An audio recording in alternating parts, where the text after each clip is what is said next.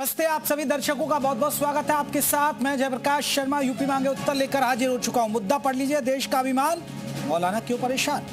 मुद्दा है वंदे मातरम। जी हां, वंदे मातरम पर मौलाना को आपत्ति है, जमीयत उलेमा हिंद को आपत्ति है, मुस्लिम लोगों को आपत्ति है। वंदे मातरम के 150 साल पूरे होने के मौके पर सरकार ने राष्ट्र गीत के गायन को लेकर एक नए दिशा निर्देश जारी कर दिए हैं, जिसमें सभी 6 पैराग्राफ, अब जो 6 पैराग्राफ है गाना जरूरी कर दिया है। लेकिन सरकार का यह आदेश कई मौलाना और मुस्लिम नेताओं को रास नहीं आ रहा है। आज वंदे मातरम को राष्ट्र गीत के रूप में जरूरी करने पर जमीयत उलेमा हिंद ने ऐतराज जता दिया। सहारनपुर में जो आपको बता दें, अरशद मदनी है जो अध्यक्ष है इसके, उन्होंने कहा कि मुसलमान किसी को भी वंदे मातरम गाने या बजाने से नहीं रोकते, लेकिन इसके कुछ छंद मातृभूमि को एक देवता के रूप में दिखाते हैं। इस गीत को इसलिए नहीं गा सकते क्योंकि हम केवल एक अल्लाह की इबादत करते हैं, अपनी इस इबादत में किसी और को शामिल नहीं कर सकते। यह हमारी मान्यताओं के खिलाफ है और इसलिए वंदे मातरम को अनिवार्य करना संविधान की आत्मा, धार्मिक स्वतंत्रता और लोकतांत्रिक मूल्यों के पर खुला हमला है। ऐसा पहली बार नहीं है कि मौलाना ने राष्ट्रगान या राष्ट्रगीत को लेकर सवाल उठाए। लेकिन सवाल यह कि राष्ट्र देश का अभिमान है, देश की शान है, तो फिर देश में रहने वाले, देश को खाने वाले इन मौलानाओं को क्या परेशानी। वंदे मातरम इस्लाम विरोधी कैसे हुआ?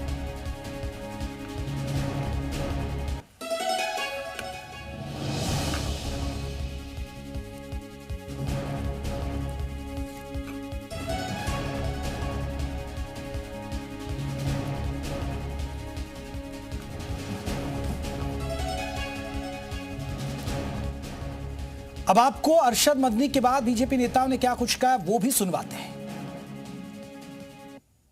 भारत में यदि रहना है तो वंदे मातरम कहना है। देखिए, देश की मुख्य धारा का ये विचार है, वंदे मातरम एक ऐसा संकल्प, एक ऐसा मंत्र, एक ऐसा आह्वान, एक ऐसा गीत जो पूरे देश को ऊर्जा प्रदान करने का काम करता है। APJ अब्दुल कलाम ने तो कभी उसका विरोध नहीं किया, जो राष्ट्रपति रही देश के। ऐसे बहुत सारे लोग हैं जो धड़ल्ले के साथ वंदे मातरम गीत गाते हैं, तो कभी कभी अपनी TRP बढ़ाने के लिए उस प्रकार की बातें करते हैं। आम समाज में ना कोई नाराजगी है, ना कोई विषय। अब मैं नहीं कह सकती कि उसको खुश करने के लिए कर रहे हैं, लेकिन देश को तोड़ने के लिए काम कर रहे हैं, समाज को बांटने का काम कर रहे हैं। गाना चाहिए, भारत माता के जो भी पैदा हुआ है उसको गाना चाहिए। भारत माता कोई मूर्ति पूजा नहीं है, माँ के लिए वंदना कर रहे हैं। हम जैसे जन्म देने वाली माँ की पूजा करते हैं, वंदना करते हैं, वैसे ही भारत माता हमारी जन्मदात्री भी है, कर्म देने वाली है, फल देने वाली है, और जिसमें हम रहते हैं, जीते जी उसी में बाद में मरने के लिए। अब मैं तो बड़े आश्चर्यचकित हूँ। वंदे मातरम के विरोध को लेकर मौलानाओं के विरोध पर CM योगी का क्या कुछ कहना था, अब वो भी सुनवाते। अभी उन्होंने हाल ही में बाराबंकी में इस बात का जिक्र भी किया था। कुछ लोग हैं कहेंगे खाएंगे, रहेंगे हिंदुस्तान में, खाएंगे हिंदुस्तान में, लेकिन वंदे मातरम गाएंगे नहीं। हम उनकी मनसा को समझें। तो चलिए इसी पर हम बात करेंगे। हमारे साथ कई खास मेहमान रहेंगे। अपने मेहमानों का मैं जल्दी से परिचय करा दूं, कौन कौन खास मेहमान है। कपिल श्रीवास्तव प्रवक्ता है समाजवादी पार्टी के, वो हमारे साथ जुड़ गए। शरद त्रिवेदी जी है, प्रवक्ता है बीजेपी के, वो भी हमारे साथ जुड़ेंगे। कपिल देव अग्रवाल है, मंत्री है हमारे साथ, वो भी जुड़ गए। और HS रावत है, हिंदू धर्म गुरु है, वो भी हमारे साथ जुड़ गए। कामरान मलिक है, मुस्लिम स्कॉलर है, वो भी हमारे साथ जुड़ गए। ताहिरा हसन, मुस्लिम महिला एक्टिविस्ट, वो भी हमारे साथ जुड़ेंगे। जैसे ही चर्चा हम करेंगे, लेकिन आज के महत्वपूर्ण सवाल जिसके इर्द गिर्द हमारी चर्चा हो रही है, मौलाना मदनी को राष्ट्रगीत से क्या परेशानी है। पहला सवाल यही है भाई, इसमें आपत्ति क्या है? क्या ये कोई इस्लाम विरोधी थोड़े, क्या इस्लाम का अपमान हो जाएगा इससे? और दूसरा सवाल, क्या राष्ट्रगीत गाने से अल्पसंख्यक अधिकार छिन जाएगा? और तीसरा सवाल, राष्ट्रगीत के बहाने सांप्रदायिक को बढ़ावा दिया जा रहा है। राष्ट्रगीत चुनावी राजनीति या सांप्रदायिक एजेंडे की चाल? देश में रहकर राष्ट्रगीत वंदे मातरम का विरोध क्यों? और इसमें कोई ऐसी बात नहीं है, जो आपत्ति हुई थी वो पहले हो चुका है बवाल।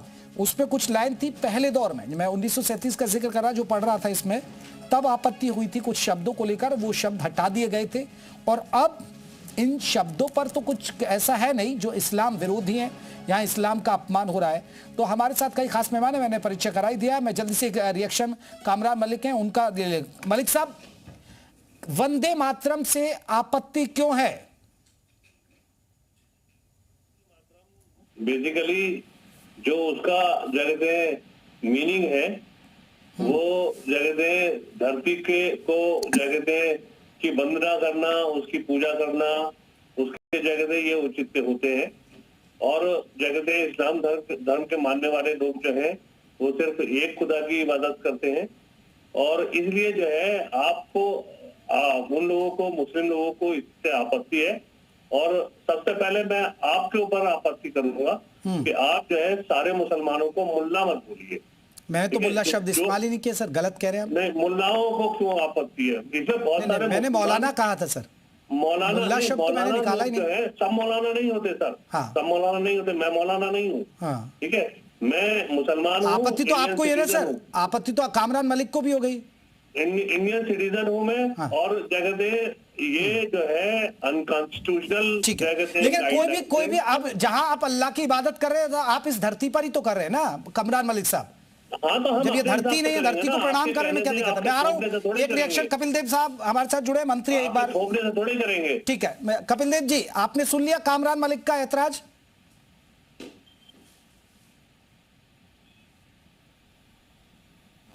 कुछ लोगों के द्वारा फैलाया जा रहा है। आप मुझे बताइए, मुस्लिम स्कॉलर हमारे सामने कामरान साहब हैं, मैं इन्हीं से प्रश्न पूछना चाहूंगा कि जब नमाज पढ़ते हैं, सजदा करते हैं, तो किसको मुझे बताइए?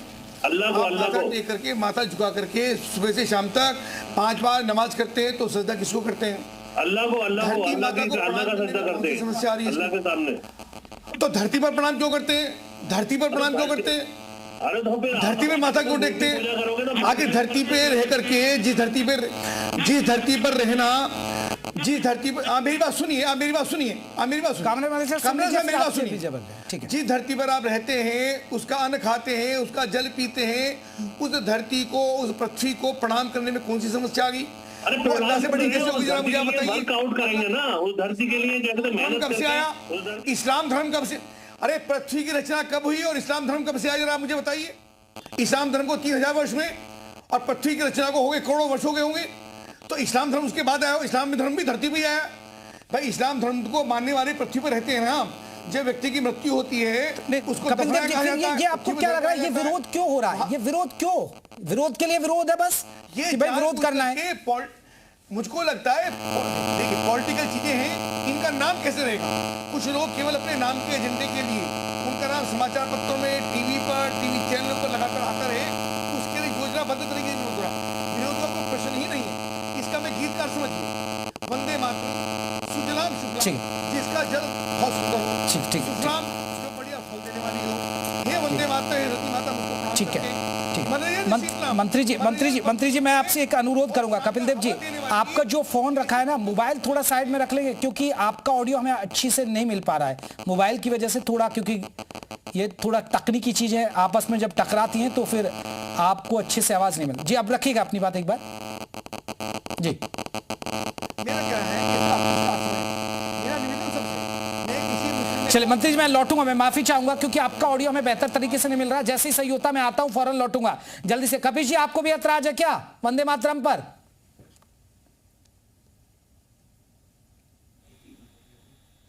कपिल जी का ऑडियो उठाए भाई। कपिल जी म्यूट किया, अनम्यूट कर लिया आपने? कपिल जी,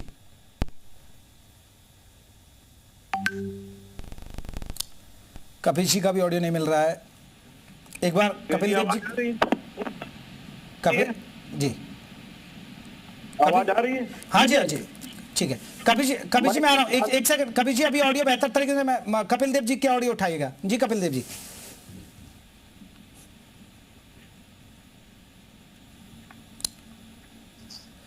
लगता है कपिल देव जी की भी आवाज हम तक नहीं पहुंच पा रही है। मुझे एक बार कपिल जी आप अपना रिएक्शन दीजिएगा। आपको ऐतराज?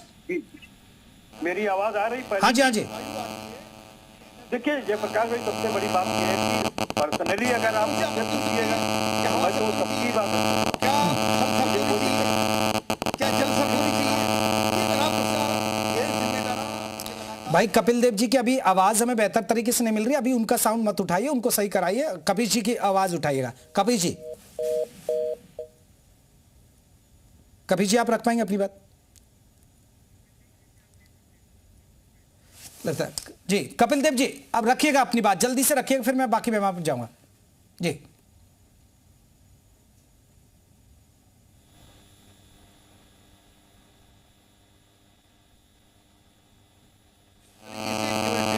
भाई सारा प्रोग्राम खराब हो रहा। मैं कपिल देव जी, मैं माफी चाहूंगा, आपकी आवाज हम तक नहीं पहुंच पा रही है। मैं जल्दी से एच.एस. रावत साहब जल्दी से एक रिएक्शन आपका चाहूंगा मैं आपसे। क्या ये विरोध सही है?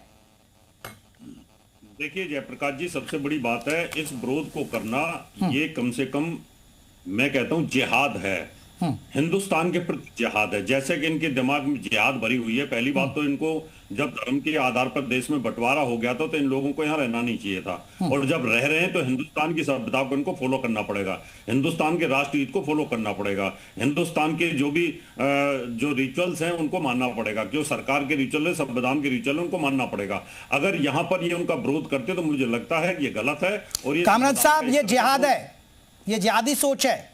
रावत साहब कह रहे हैं हिंदू धर्मगुरु, इनका क्या कहते हैं, इनकी जागीर है क्या हिंदुस्तान हमारा है, हिंदुस्तान आपका है, हिंदुस्तान सिख ईसाई सबका है। और आप तो कन्वर्टेड हैं, अरे तो कन्वर्टेड हैं आप तो पहले। हाँ, तो कामरान साहब को भी ले आइए भाई स्क्रीन पर, मुझे हटा दीजिए। जो सिखों की धार्मिक किताब है उसे नेशनल पुस्तक दादा परदादा सारे की सारे। अरे सिखों की जो धार्मिक किताब है उसे नेशनल पुस्तक घोषित कर दो। वंदे मातरम के वाले थे वो लोग तो सारे। मैंने क्या बोला आपको, जो सिखों की धार्मिक बुक है उसको नेशनल पुस्तक घोषित करो। कन्वर्ट हुए हो, अरे आप तो कायर हिंदू हो, आप तो कायर हिंदू हो। हम जो है सही रास्ते पर आए हैं, आप कंपेयर कर रहे हो हिंदू मुसलमान धर्म को कंपेयर कर रहे हो। आप हिंदू, अरे कायर तो तुम हो तो पीछे से मार करते हो, राम के नाम पर जगह लोगों का जगह वो करते हो। लेकिन कामराज साहब मेरा सवाल आपसे ना, इसमें शब्द पर एक जन अगर हम अपनी मातृभूमि को नमन कर दें, उसमें मुझे नहीं लग रहा कोई दिक्कत होनी चाहिए। एक आपत्ति थी पहले 1937 में, जो मैं पढ़ रहा था अभी 1937 में आप जैसे ही बहुत सारे मुस्लिम स्कॉलर्स, बहुत सारे लोगों ने सवाल उठाए। उस समय नेहरू जी ने इसमें चेंजेस करा दिए थे, जब कांग्रेस ने ये फैसला लिया कि भाई वो शब्द हटा दीजिए, वो हट गए। अरे मेरे ब्रदर हिंदुस्तान की या भारत माँ की जो है इज्जत करने का मतलब ये नहीं है कि यही जो है सॉन्ग पढ़ा जाए, जनगण मन है। और दूसरा चीज मैं बताऊं, इस धरती को रक्षा करने के लिए मुसलमान तैयार है रहने के लिए पाकिस्तान से। अरे सर क्या तैयार है मुसलमान? अब कोई वंदे मातरम गाने पे तो तैयार नहीं हो रहे हैं। अरे क्या क्यों कुछ कर दे रहे हैं? नेशनल में जाकर के मुसलमानों का कंट्रीब्यूशन नहीं पूछ सकते आप लोग। शरद जी ये आपत्ति क्यों? क्योंकि जमीयत उलेमा हिंद ने भी सवाल उठा दिए। शरद जी आप कैसे देखते हैं?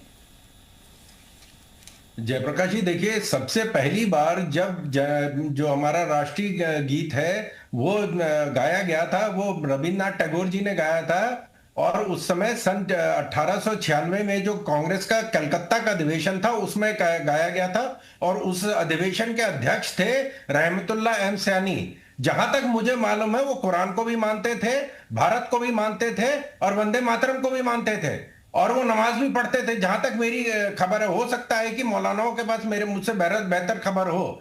इस गान से हमारे जो पार्टीशन ऑफ बंगाल था उसको खत्म किया गया था, अंग्रेजों ने 1906 में बैन किया था। वो इतना डरते थे इससे। लेकिन ये सारी समस्याओं की जड़ है हमारा जो तथाकथित सेकुलरिज्म है, वो समस्या है। ये मुसलमान की समस्या नहीं है। ये लोग इसमें खिलाफत करते हैं हमारे राष्ट्रीय ध्वज की, हमारे राष्ट्रीय गीत की, हमारे राष्ट्रीय गान की। क्या डॉक्टर जाकिर हुसैन मुसलमान नहीं थे? क्या फख्रुद्दीन अली अहमद मुसलमान नहीं थे? क्या अबुल कलाम साहब आप मुसलमान नहीं थे? अगर ये या तो ये कहे कि साहब हम कुरान को मानते हैं, हम संविधान को नहीं मानते, तो इनको सुप्रीम कोर्ट बता देगा संविधान क्या चीज होती है। 2 मिनट लगेगा इनको सीधा करने में। ये सिर्फ जो हमारे लेकिन शरद जी ये कहा जा रहा है कि आप बाध्य नहीं कर सकते ना, एक बाध्य नहीं कर सकते, ये कहा जा रहा है कि आप बाध्य क्यों कर रहे हैं? नहीं, आपके पास कोई विकल्प नहीं है संविधान को ना मानना। अगर आप भारत के नागरिक हैं तो संविधान को मानना आपके पास विकल्प नहीं है कि मन होगा तो मानेंगे, नहीं मन होगा तो नहीं मानेंगे। 57 मुस्लिम देश हैं, जिनमें से 40 देशों के राष्ट्रपति प्रधानमंत्री भारत आ चुके, वहां के राजा भारत आ चुके। वो भारतीय राष्ट्रीय ध्वज को सलाम करते हैं, भारतीय राष्ट्रीय गीत को सलाम करते हैं, भारतीय राष्ट्रीय गान को सलाम करते हैं। ये एक बड़ा सवाल है, लेकिन अपने ही मुस्लिम लोगों को यहाँ आपत्ति है, यही तो मैं पूछा हूं। ताहिरा हसन हमारे साथ जुड़ गए हैं, सामाजिक कार्यकर्ता है। ताहिरा जी क्यों दिक्कत है, क्यों आपत्ति है? क्या मुस्लिमों को इस पर आपत्ति होनी चाहिए? मैम मुझे नहीं लगता है इसको सिर्फ एक डिवाइसिव पॉलिटिक्स की तरह लिया जा रहा है। वंदे मातरम कहने में कुछ नहीं है और हम अपना राष्ट्रीय गीत गाते हैं, लेकिन अभी संविधान की बात हुई। संविधान कौन नहीं मानता है? संविधान में बाबा साहब भीमराव अंबेडकर ने कहा था, ये सबसे बड़ा लोकतंत्र चलता है बाबा साहब भीमराव अंबेडकर के संविधान ने। उन्होंने कहा था every person is equal before the law irrespective to caste, creed, religion, gender. समझे आप? उसमें कुछ भी नहीं है, सब बराबर हैं। तो भारत का संविधान जब आजादी का ये हुआ था तो ये तय हुआ था कि ये देश जो है वो एक सेकुलर मुल्क होगा, संविधान से चलेगा। तभी तो हम कहते हैं कि हमारे मुल्क का जो जिस्ट है वो यूनिटी इन डाइवर्सिटी। तो हम डाइवर्सिटी पे यकीन करते हैं और यही हमारा जिस्ट, यही सोल, यही खूबसूरती है। पहले मुल्क कहते थे जब हम आजाद हुए थे तो तमाम मुल्क देखते रह गए, कहते थे कैसे इस देश को लोकतंत्र बना के रखा जाएगा और ये दुनिया का सबसे बड़ा लोकतंत्र है and we are proud of a लोकतंत्र। तो मैं तायरा जी कामरान जी को तो दिक्कत है। तायरा हसन, फिर आप कामरान मलिक को समझा दीजिए ना एक बार। ताहिर हसन कामरान मलिक क्यों नहीं समझ पा रहे? कामरान मलिक को जी कोई क्यों खाली कहा जाए? यहाँ पे तो और लोग भी कह रहे हैं कि संविधान नहीं मान रहे। संविधान कौन नहीं मान रहा ये बताइए? कौन ऐसा है जिसमें दम है कि हमारे भारत के संविधान को नहीं मानेगा और भारतवर्ष में रहेगा? तो राष्ट्रगीत पर क्यों आपत्ति मैम? कौन नहीं मानेगा? राष्ट्रगीत पर आपत्ति क्यों? नहीं गाएगा? कौन नहीं गाएगा? कामरान मलिक साहब नहीं कह रहे हम नहीं गाएंगे, जमीयत उलेमा हिंद कह रहा है हम नहीं गाएंगे। नहीं, क्यों नहीं? गा तो रहे हैं सब। जनगण मन हमारा है उसको गा रहे हैं, वंदे मातरम भी मैं कह रही हूँ कहिए, कोई इसमें कोई इतना नहीं, इसको डिवाइसिव पॉलिटिक्स। मैं जल्दी से मंत्री जी का रुख करूँ। मैं कामरान साहब, आप ताहिरा जी की बात मान लेंगे या ताहिरा जी को आप समझा दीजिए? ताहिरा जी की बात आप समझ लीजिए। शुरू में ही बिल्कुल एकदम साफ साफ बोल दिया और मैं भी उनकी इस बात से इत्तेफाक रखता हूं कि नरेंद्र सरेंडर एप्स्टीन फाइल के जो मुद्दा है उसे दबाने की वजह से जो है कहते ये इशू। अरे सर ये आपका किंतु परंतु है ना, फिर वही बात है ना भाई। ताहिरा जी कह रहे हैं गाइए, आप कह रहे हैं वो नरेंद्र सरेंडर, आप तो किंतु परंतु कर रहे हैं ना। नरेंद्र सरेंडर एप्स्टीन फाइल को दबाने के लिए ये जो मैं जल्दी से आ रहा हूं, फिर मैं समाजवादी पार्टी का रुख करूं। कपिल देव साहब सुन लिया आपने, ताहिरा हसन को सुना आपने, कामरान साहब को भी सुन लिया। अब ये नरेंद्र सेंटर पे पहुंच गई चर्चा की। जी चर्चा क्या चल रही है और ये कहां डाइवर्ट हो गई? ये योजनाबद्ध तरीके से समाज को गुमराह करने का ये षड्यंत्र है। इसके अलावा के बाद कुछ नहीं है। इस देश का मुसलमान इस बात को लेकर कोई आपत्ति नहीं है, कुछ चंद लोगों को आपत्ति है, चाहे मौलाना मदनी हो, चाहे कामरान साहब हो या कुछ और लोग हो। ऐसे चंद लोग हैं जो समाज को गुमराह करने का काम कर रहे हैं। वंदे मातरम से किसी को आपत्ति नहीं है और सब लोग पंक्तिबद्ध होकर के वंदे मातरम गायन कर रहे हैं। लेकिन ये कह रहे हैं कि थोपा जा रहा है, बाध्य किया जा रहा है, क्योंकि नियम ला दिया अब सरकार ने। थोपने का विषय नहीं है, ये थोपने का विषय ही नहीं है। वंदे मातरम सबका है, उसमें जिन जिन लोगों ने देश के लिए आहुति देने का काम किया, प्राणों का उत्सर्ग करने का काम किया, वे सब लोग सबने वंदे मातरम गाया। जिसमें शहीद भगत सिंह फांसी के फंदे पर चढ़े, उन सब लोगों ने वंदे मातरम गाने का काम किया। तो इसमें कौन सी किसी को आपत्ति हो सकती है? और मैं कहता हूं इसके अंदर कोई गीत के अंदर कोई ऐसे शब्द ही नहीं है जिसमें किसी को आपत्ति हो। बिल्कुल, ये एक सबसे बड़ा सवाल है कि इस्लाम का कोई अपमान थोड़े हो रहा भाई, इसमें क्या कोई आपके अल्पसंख्यकों के हक थोड़े छिन जाएंगे? चलिए, समाजवादी पार्टी का क्या छिन रहा है इस पर, वंदे मातरम गाने पर? सर आपका कुछ छिन रहा है? आपका कोई अपमान हो रहा है? कपिल श्रीवास्तव, नहीं अभी किसी का कुछ छिन रहा है? अभी किसी का कुछ छिन रहा है? बिल्कुल, आप सवाल उठा रहे तो छिन रहा है ना। आप देश का सम्मान नहीं करना चाहते, आप राष्ट्रगीत का सम्मान नहीं कर रहे। ये छीन रहे हैं, ये संवैधानिक अधिकारों को छीन रहे हैं और न्यून कर रहे हैं। ये तो तय करना सुप्रीम कोर्ट का काम है। व्यक्ति की अभिव्यक्ति की आजादी जो है वो मौलिक अधिकार है। आप जबरन किसी से कोई अभिव्यक्ति कराएंगे, और इतना ही अगर इनको शौक है तो एक काम, दो एडवाइस मैं कर रहा हूं। आपको वंदे मातरम लाना है, आप ले आइए, इसको राष्ट्रगान बना दीजिए। और दूसरी चीज मैं आपको कह दूं कि भारत में गाय हमारी माता है, इसको राष्ट्रीय पशु घोषित कीजिए और इसके बल पर पूरे इंडिया में बैन लगाइए। और जो बीफ का चंदा चोर लिए हैं भारतीय जनता पार्टी वाले, ये बताइए आपको समाजवादी पार्टी परंतु क्यों करते हैं? जहां मुस्लिमों की बात आती है आप किंतु परंतु करना शुरू कर देते हैं। अरे आप ये बताइए ना कि अगर ये गाय को जी भाई ऑडियो चली गई है, फिर से एक बार आप म्यूट हो गए क्या? कपिल जी का कॉल करिए। आपने मैं एक बार शरद जी आपने सुन लिया समाजवादी पार्टी का ऐतराज? देखिए मैं जयप्रकाश जी, मैंने पहले ही कहा ये मुसलमानों की समस्या नहीं है। जैसे अभी अग्रवाल साहब ने भी यही बात कही, मुसलमानों की समस्या नहीं है, ये हमारे चंद जो सेकुलरिस्ट है ये उनकी समस्या है। कुरान में कहीं नहीं कुरान में लिखा है, एक्सप्लिसिटली लिखा हुआ है कि आप हज हराम के पैसे से नहीं कर सकते हैं। लेकिन हमारे यहाँ अगर हज हराम के पैसे से मिल रहा है, सब्सिडी मिल रही तो ले लो, उसमें कोई किसी को तकलीफ नहीं हो रही है। लेकिन राष्ट्रीय ध्वज के खिलाफ हमें बोलने में तकलीफ हो रही है। हम राष्ट्रीय ध्वज के फेवर में नहीं बोलेंगे, हम राष्ट्रीय गीत नहीं गाएंगे, राष्ट्रीय गान नहीं गाएंगे। सारे गल्फ के जितने देश हैं वो भारत में आते हैं तो राष्ट्रीय गान गाते हैं, उसके सम्मान में खड़े होते हैं, झंडे के सम्मान में खड़े होते हैं। जो किंग हुसैन जॉर्डन के हैं वो पैगंबर मोहम्मद की खुद की वंश के हैं, वो उनके वंशज हैं, और उनकी पत्नी और उनका परिवार कौन से कपड़े पहनता वो देख लें। हमारे यहाँ असली मुसलमान है, ये मुसलमान दुनिया में कहीं नहीं मिलते हैं। हज की सब्सिडी मिले तो ले लो, लेकिन अगर राष्ट्रीय गान गाया जाए तो विचारों की अभिव्यक्ति। ठीक है, कमल साहब सुन लिया, हज की सब्सिडी चाहिए, बस राष्ट्रगीत नहीं गाना।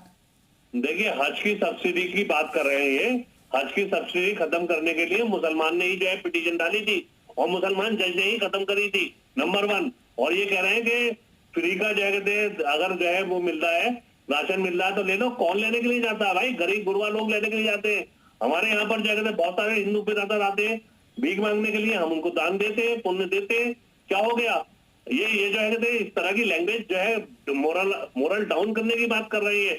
मुसलमानों को जो है मतलब हिकारत की नजर से देखते हैं। अरे जो गरीब है वो सब्सिडी लेगा। ठीक है, तायरा जी आपको नहीं लग रहा कि जो कुछ लोग हम टैक्स देते हैं, हज हराम के पैसे से नहीं किया जाता, ये कुरान में लिखा हुआ है।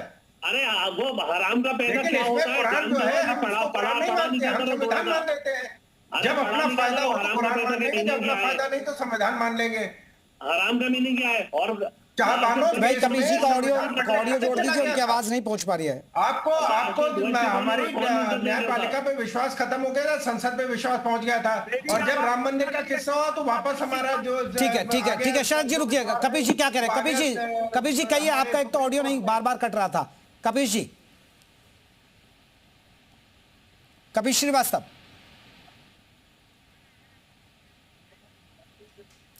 कपिल जी का तो संपर्क नहीं। तायरासन मैं एक सवाल पूछ रहा हूं। आप भी देखिए बहुत पुरानी है और बखूबी जानती होंगी, आपको कोई शब्द ऐसा लगता है, अगर आपने इसके मायने हो, मैं सामने देख रहा हूं कहीं भी ऐसा इस्लामी, इसमें तो उसका कहा वो जिसकी रात्रि को चांद की रोशनी जो शोभायान करती हो, मतलब चांद का भी जिक्र है भाई इसमें तो। अरे प्रणाम भी तो हो रहा है ना। देखिए मैंने आपसे पहले ही कहा कि वंदे मातरम कहने में कोई प्रॉब्लम नहीं है। इस्लाम इतना कमजोर नहीं है, इतना जर्जर नहीं है कि कोई अल्फाज निकाल जानबूझ के कुछ मौलाना गलत कर रहे हैं ना फिर।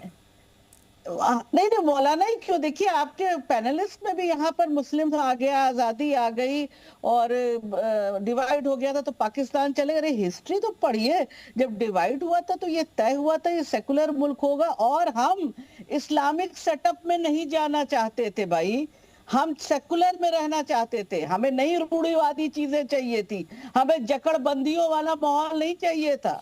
नहीं मैं तायरा जी, फिर इसमें जकड़बंदी कहाँ होगी? एक वंदे मातरम गाने में भी जकड़बंदी होती है क्या मैम? नहीं तो वो तो मैंने कहा ना, इस्लाम इतना कमजोर नहीं है। नहीं तो मैं उस पर कह रही, जो आपके पैनलिस्ट ने कहा था कि वो सब चले क्यों नहीं गए, जब एक साथ मिलकर रह रहे हैं। और ये भारत धरती देखिए, ये सूफी और संतों की धरती है।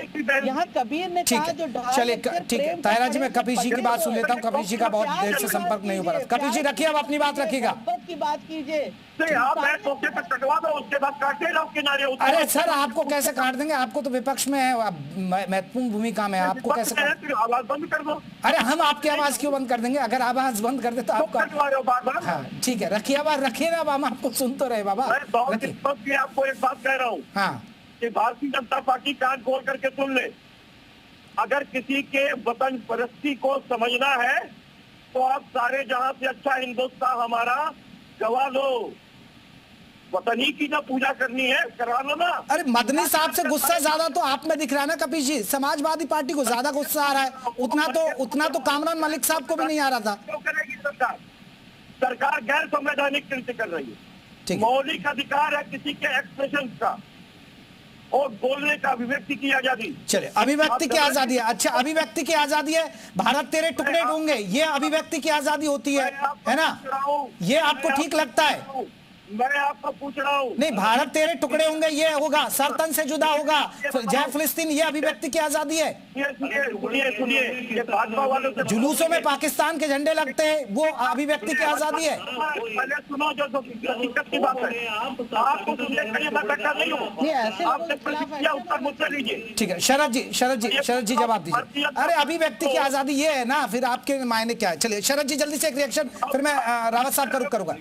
शरद जी सुना आपने? भारत से चिकन नेक को अलग करेंगे, अभिव्यक्ति की आजादी है। हम बांग्लादेश में जो लोग मर रहे हैं उनके लिए नहीं कहेंगे, लेकिन गाजा के जो फिलिस्तीनी है उनके लिए हम मरने को तैयार हैं, लेकिन वहां लड़ने जाने को कोई तैयार नहीं है। अरे आपका कहां सेकुलरिज्म चला जाता है? आप सब लोग जाइए फिलिस्तीन लड़ने के लिए, खाली यहां बैठ के लेक्चर दे रहे हैं कि नहीं साहब जय फिलिस्तीन। बांग्लादेश में जो लड़ाई हो रही है उसके बारे में कोई कहने को नहीं, लेकिन गाजा में फिलिस्तीन के लिए लड़ने के लिए, वहां का झंडा लेके घूमने के लिए हमारे सेकुलरिज्म को कोई खतरा नहीं है।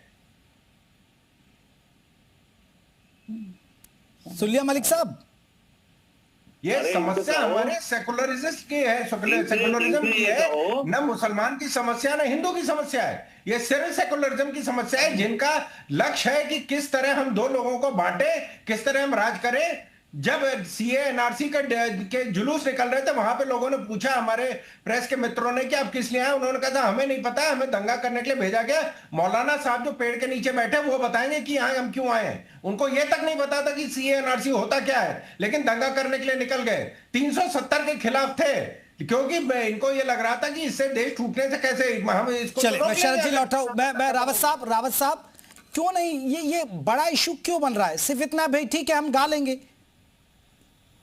देखिए जयप्रकाश जी, सबसे बड़ी बात है, कपी जी ने बोला कि अभिव्यक्ति की आज़ादी है, जो संविधान के अनुसार हैं उनको ना मानना ये आपकी फ्रीडम ऑफ स्पीच में नहीं आता है। अगर आप ये बोलोगे भाई मैं तो राष्ट्रगान को नहीं गाऊंगा, ये मेरी फ्रीडम ऑफ स्पीच है, बिल्कुल नहीं है। इसके ऊपर सजा का प्रावधान होना चाहिए, और मैं तो कहता हूं सख्त कानून होना चाहिए। जो राष्ट्रगीत गाया जाता है, अगर उसको ना मानता है कोई, अपने धर्म की रिजिडनेस रखता है, तो उस पर भी सजा का प्रावधान होना चाहिए। कोई मदनी नहीं हो सकता, कोई कामरान मलिक नहीं हो सकता, इन चीजों को मानना पड़ेगा। देश के साथ जुड़ा हुआ मामला होता है। जब देश को अगर कहीं ना कहीं उत्साहवर्धन काम करने होते हैं तो इन गीतों को गाया जाता है। अगर आप इनको कहते हैं कि फ्रीडम ऑफ स्पीच हम नहीं गाएंगे, तो सजा का प्रावधान सरकार को कर देना चाहिए, और हर जगह पर इन गीतों को गाया जाना चाहिए, राष्ट्रगीत को भी और राष्ट्रगान को भी। लेकिन रावत साहब ये तो कह रहे हैं कि थोपा जा रहा है, हमें बाध्य किया जा रहा है। ये तो इनकी आदत है, विक्टिम कार्ड खेलना शुरू से इनकी आदत रही है। जब अगर कोई अखलाक की बात होती है तो ये इंटरनेशनल इशू बनाने की कोशिश करते हैं, और जब कन्हैया लाल की गर्दन सब तन से जुदा जाता है, उमेश कोले की अमरावती में गर्दन काटी जाती है, या 27-28 लोग धर्म पूछ करके मारे जाते हैं, उनकी गोली से उड़ा दिया जाता है, उस समय इनको विक्टिम कार्ड समझ में नहीं आता। उस समय तो ये अपना सरिया का कानून बोलते हैं, और ये बोलते हैं इंशाअल्लाह इंशाअल्लाह, आई लव मोहम्मद की बात करने वाले लोग हैं। ये हमेशा विक्टिम कार्ड खेलते रहे, इस देश को कमजोर करने की इनकी आदत रही है। इसलिए इस देश में रुके ही कि पाकिस्तान ले लो, बांग्लादेश ले लो, और बाकी जो यहाँ बचेंगे यहाँ पर इस देश को अस्थिर करके रखेंगे, ये इनकी सोच है। ठीक है, कमरान मलिक साहब का एक रिएक्शन। कमरान साहब, एक मेरा सवाल आपसे, बहुत सारे ये क्योंकि तमाम हिंदू धर्म गुरु भी यही सवाल उठाते हैं, आपको राष्ट्रगीत पर आपत्ति, फिर कोई बात आती है आतंकी कनेक्शन निकलता है, उसमें मुस्लिम निकल जाते हैं, वो भी एक डॉक्टर निकलते हैं, कोई धर्म परिवर्तन का नाम आता है तो भी उसमें मुस्लिम आते हैं। सर जब आपको ये चीजों में तो आप सवालों के घेरे में ही है, मैं ये नहीं कह रहा हूं हर मुसलमान आतंकवादी है, लेकिन कनेक्शन तो निकलता ही है ना। और फिर कनेक्शन निकलने के बाद जब राष्ट्रगीत की बात आती है तो आप उस पर भी आपत्ति है, फिर तो आपके देश को लेकर सवाल उठेंगे ना। जिस तरह सीएम योगी ने भी जिक्र किया, भाई खाते आप यहाँ कहाँ रहते, यहाँ आपका राष्ट्रगीत गाने में आपको दिक्कत है।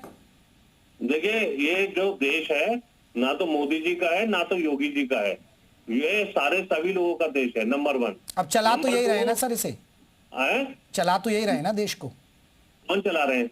अब यही तो चला रहे हैं, मोदी जी तो चला रहे हैं, हिंदुस्तान की आवाम चला रही है। आप कैसी अरे बातें देश कर रहे हो? अगुवाई तो यही कर रहे हैं ना सर, कैसी बातें कर रहे हो? आप जिनको चला रहे तो हो? अरे वोट डाल के तो चुनाई है ना, हिंदुस्तान का एक एक जन तो हिंदुस्तान ये को तो चला रहा है। संविधान के तहत चुने ही गए ना सर।